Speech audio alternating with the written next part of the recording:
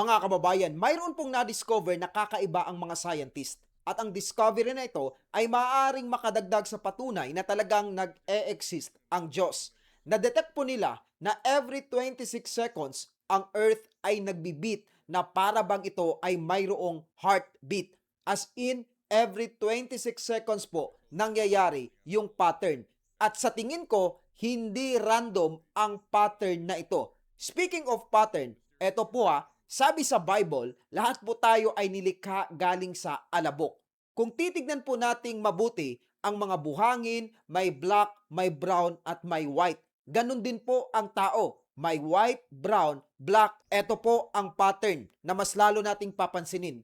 Yung trace stamp po ay katulad ng fingerprint ng tao. Yung human eye ay katulad po ng nebula.